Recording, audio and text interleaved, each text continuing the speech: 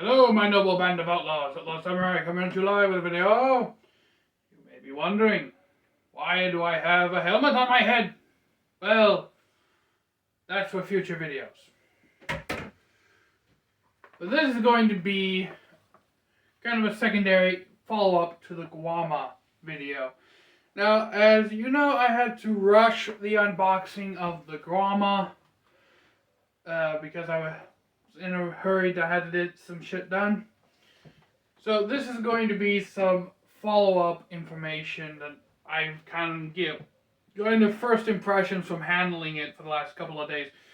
Now, you may blatantly notice the yellow wrap on here, and these are Wrap-It straps that you could get at your local Menards for $2.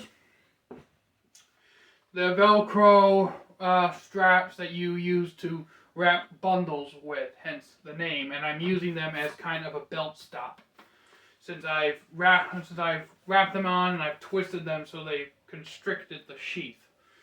Now you may be wondering, Outlaw, why are you doing that? We saw that it came with a belt loop. Well, that belt loop is a piece of shit. Okay, it's there for the aesthetics, nothing else. So, what do I think of the qama? Well, I like the qama. I like its weight. I like how it feels in my hand. There's just one blaring thing that I don't like. And that is this secondary nub right here. Funny enough, if I hold this thing with the blade facing me, so the cutting edge is facing me, I don't feel it as badly as when I flip it around. So there's that. Also, you may have saw my short of POV cutting failure. Yeah, it was with this thing. I couldn't really pay attention to my edge alignment and work the camera with the headlamp at the same time. Gargoyle obviously has a much better setup than I do for doing that. Now, it's worth a caveat to mention that if I put this in my hand a certain way, then I don't feel that digging into my hand.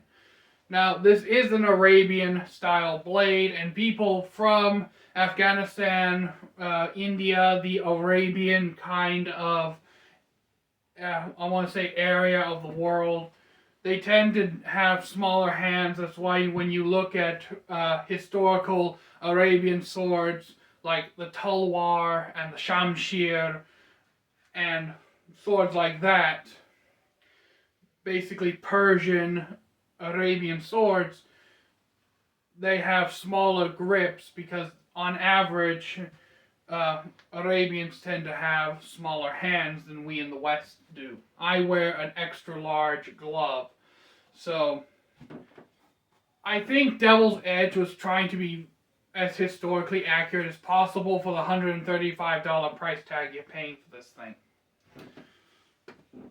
Now,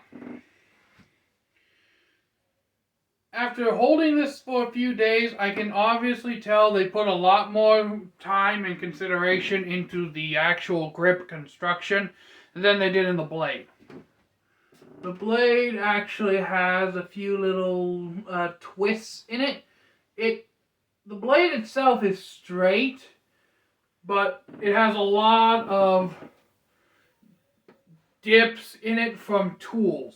There's obviously a lot of tool marks left over on this thing. This is not a review, by the way, and I don't want to make this a very long video, so I'm going to wrap it up. This is just basically the second half of the unboxing first impressions that I'm giving now that I have time to make it. Sharpened and unsharpened cutting video to come soon. But yeah, that's pretty much. It has a lot of nice woodwork for the price tag, but yeah, this nub is going to have to be completely squared off or brought back because I'm not dealing with this. I will say this, if I use a full-on hammer grip, I don't even feel it, and if I really white knuckle the grip, it doesn't have a chance to dig into the fat of my hand. Still, decent retention.